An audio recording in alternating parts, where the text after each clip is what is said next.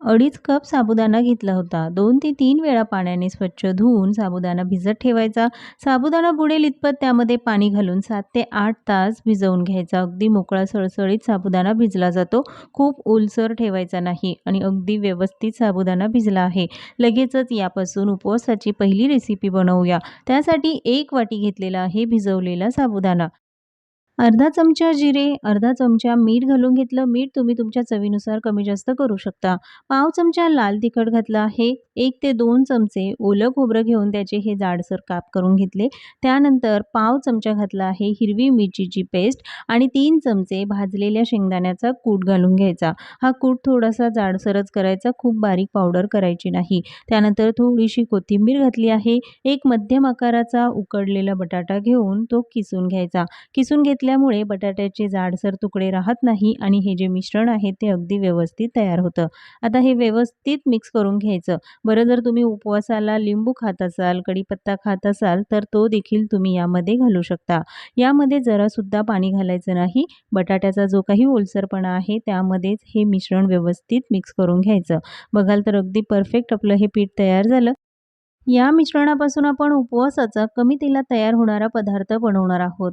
त्यासाठी the Indus valley यांचा मी हा कास्ट आयर्नचा तवा वापरला. वापरायला अगदी सोपा आणि अतिशय उपयुक्त हा तवा आहे. तुम्हालाही हवा असेल तर लिंक डिस्क्रिप्शनमध्ये आहे.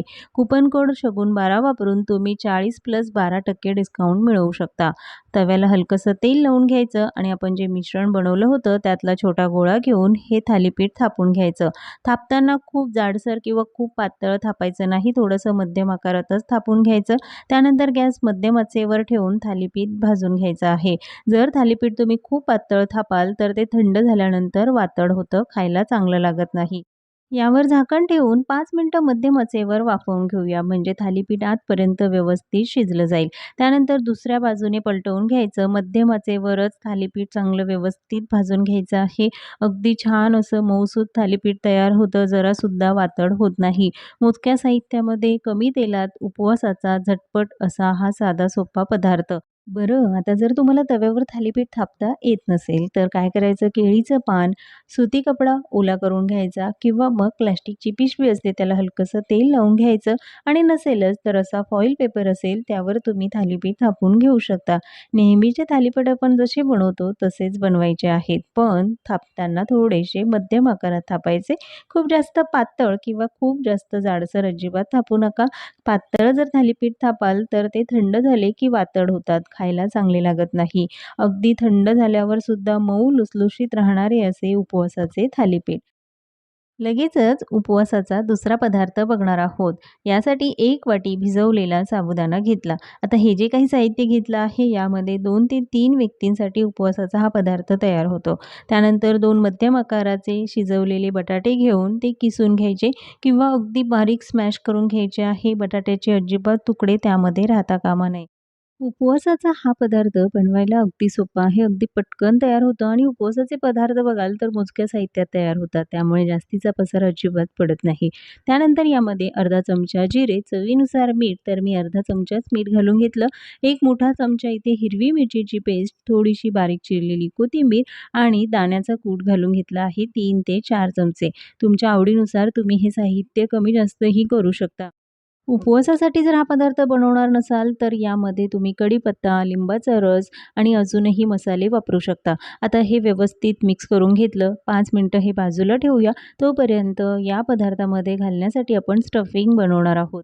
त्यासाठी अर्धी वाटी ओला नारळ घेतला. मिक्सरवरनं फिरवून घ्यायचा, थोडासा जाडसर किंवा खवून घेतला तरी चालेल. ओला नारळ जर वापरायचा नसेल तर त्याऐवजी सुकं खोबरंही वापरू शकता. यामध्ये 4 ते 5 चमचे काजूचे तुकडे आणि थोडेसे मनुके घालून घेतले. 2 चमचे घालायची आहे साखर आणि बारीक चिरलेली कोथिंबीर.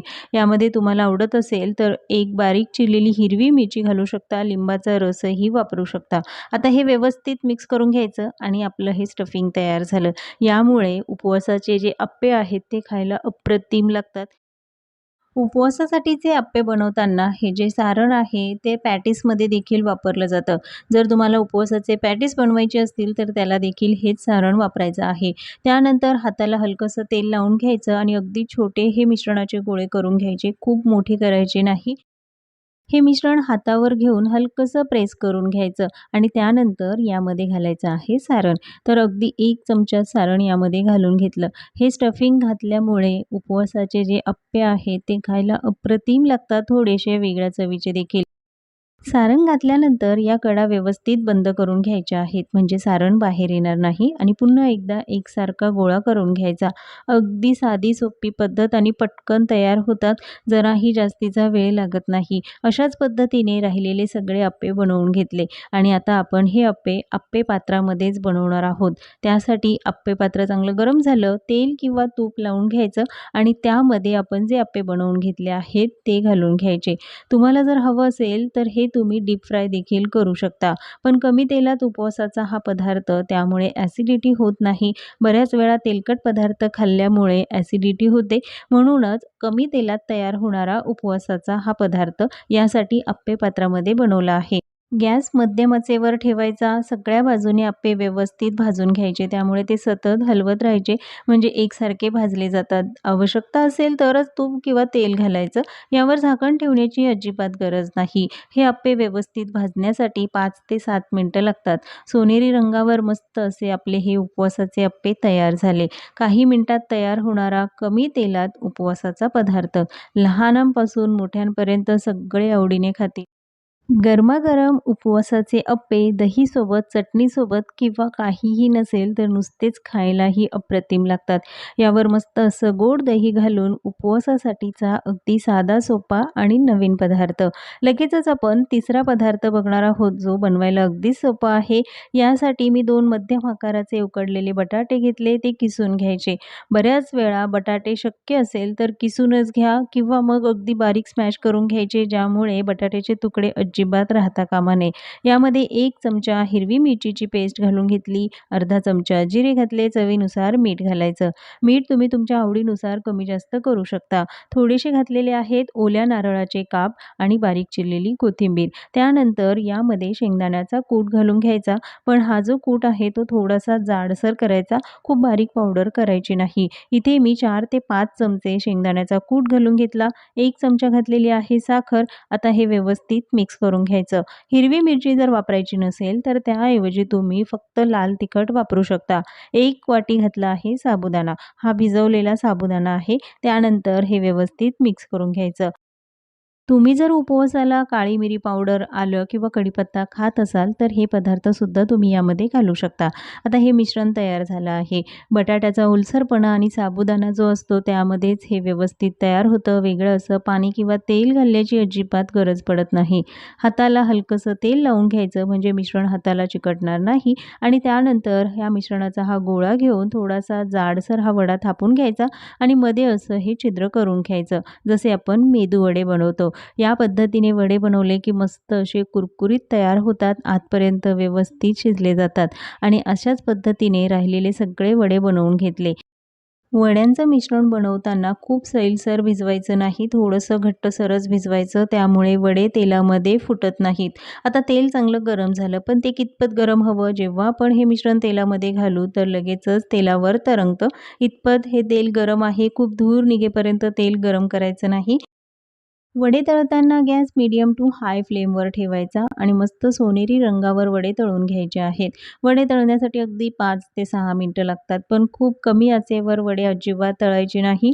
त्यामुळे वड्यांमध्ये वाफ तयार होते आणि तेलामध्ये वडे फुटतात. म्हणूनच वडे तळताना ही काळजी जरूर घ्या. मस्त टम्म फुललेले असे साबुदाण्याचे उपवासाचे मेदूवडे बनवायला जितके सोपे आहे, खायला तितकेच चविष्ट, अप्रतिम चवीचे असे उपवासाचे हे पदार्थ. मस्त कुरकुरीत असा हा उपवासाचा वडा तयार झाला आहे. आवाजावरून तुम्हाला अंदाज आलाच असेल आणि बघता क्षणी खावासा वाटेल असा हा अप्रतिम चवीचा मेंदूवडा. बनवायला सोपा, खायला अप्रतिम असे उपवासाचे तिन्हीही पदार्थ तुम्हाला कसे वाटले कमेंट्समध्ये जरूर सांगा. उपवासाचा तुम्हाला कोणता पदार्थ आवडला हेही सांगायला विसरू नका. पुन्हा भेटूया एका नवीन रेसिपीसोबत.